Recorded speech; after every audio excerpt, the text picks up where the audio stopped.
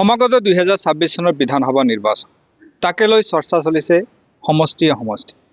মই এই মুহূৰ্তত উপস্থিত আছোঁ খৰাগাঁও বজাৰত, য'ত কিছু সংখ্যক লোকে জুম বান্ধি আগন্তুক নিৰ্বাচন সম্পৰ্কে আলোচনা কৰি আছে। তেওঁলোকৰ পৰা আমি জানিব বিচাৰিম তেওঁলোকে আচলতে সৃজন গ্ৰাম সমষ্টিৰ বাবে কেনেকুৱা প্ৰাৰ্থী বিচাৰে তাকে জানিবৰ কাৰণে চেষ্টা কৰিম। সৃজন গ্ৰাম 17 নং সৃজন গ্ৰাম সমষ্টিত কেনেধৰণৰ প্ৰাৰ্থী আপোনালোকে বিচাৰিছে? আমাক সলিড পাৰ্টি লাগে। আমি এখন চাওক ৰেজাউলে আমাৰ সি এটা হেৰি দলৰ মানুহ, সি চান্দা তোলা মানুহ এটা, সি এটা হেৰি কিয় কয় দলে কয় সিটো হয় না। আমি হেৰি বিচাৰিছোঁ, আমি ছফিউৰ ৰহমানে আমাৰ কাৰণে আমি চাপৰ্ট দিওঁ আৰু তাক। তেখেতে ৰানিং প্ৰেচিডেণ্ট হৈ আছে, তাৰ কোনো বেয়া ৰেকৰ্ড পোৱা নাই, বেয়া ৰেকৰ্ডো নাই। তেখেতক আমি ভাল পাওঁ, তেখেতক আমি চাপৰ্ট দিম। ৰেজাউলক আমাৰ আগে পিছে তেনেকুৱা চিনাকিও নাই, তাৰ লগত আমাৰ সেনে সম্পৰ্কও নাই, আৰু তাই কেতিয়াও ভোটো খেলি নাই। এতিয়া প্ৰেচিডেণ্টক আমি ছফিউৰ ৰহমানক আমি জানো, আগৰ পৰাই চিনি পাওঁ। তেখেতে সিমান বেয়া মানুহ নহয়, ৰাইজৰ ভাইলত থাকে সি, সেইটোৱে আমাৰ ভাল লাগে। আৰু যদি মানে হাইকমাণ্ডে ৰেজাউল চৰকাৰক টিকট প্ৰদান কৰে হয়, তেনেহ'লে আপোনালোকে কি? আমি তেখেতক ফোন নিদিওঁ, আমি বিকল্প বুদ্ধি কৰিম।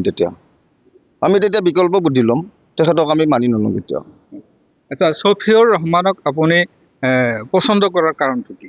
তেখেতে ৰাইজৰ কাম কৰিছে, ৰাইজৰ লগত ভাল মিলি আছে, চবটো বস্তু তাক পোৱা যায়, সেইটো কাৰণে আমি তাক ভাল পাওঁ। বেলেগটো আমাৰ কোনো স্বাৰ্থ নাই তাৰ লগত। তেখেতে ৰাইজৰ কাম কৰে, আগবাঢ়ে, ফোন কৰিলে লগ পাওঁ, বিপদ আপদত আহে, সেইটোৱে কাৰণ আমাৰ, বেলেগ একো উদ্দেশ্য নাই। আপুনি কেনেধৰণৰ প্ৰাৰ্থী বিচাৰিছে? মই জানিব বিচাৰিছোঁ আপুনি আচলতে 17 নং সৃজন গ্ৰাম সমষ্টিত কেনেধৰণৰ প্ৰাৰ্থী বিচাৰিছে? এনেধৰণৰ মানে আমাক একজন সক্ৰিয় প্ৰাৰ্থী একজন লাগে।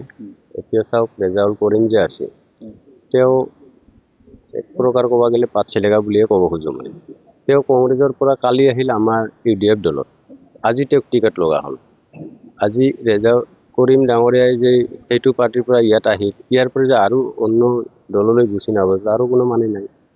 এতিয়া আমাৰ ছফিউৰ ৰহমান ডাঙৰীয়া চাওক, তেওঁ প্ৰাক্তন প্ৰেচিডেণ্ট, প্ৰাক্তন সভাপতি আছিলে, ৰাইজে ভাল পাই তেওঁক ভোট দিছিলে, আৰু তেওঁৰ আমি কোনো ধৰণৰ বেড ৰেকৰ্ড পোৱা নাই, ৰাইজৰ লগত মিলিজুলি কাম কৰিছে।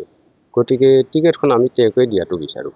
যদি ছফিউৰ ৰহমানক টিকট প্ৰদান কৰা হয়, সৃজন গ্ৰামৰ বাবে তেওঁ নিৰ্বাচিত হ'ব পাৰে বুলি আপোনালোকে আশা কৰে নেকি? নিশ্চয় নিশ্চয় আমি আশা কৰোঁ, আৰু ৰাইজে আমি তেওঁকে আমি বাছনি কৰি ল'ম। বজাৰখনতো দেখা গৈছে ছফিউৰ ৰহমানৰ চৰ্চা, একাংশই ছফিউৰক বিচাৰিছে বিধায়ক হিচাপে।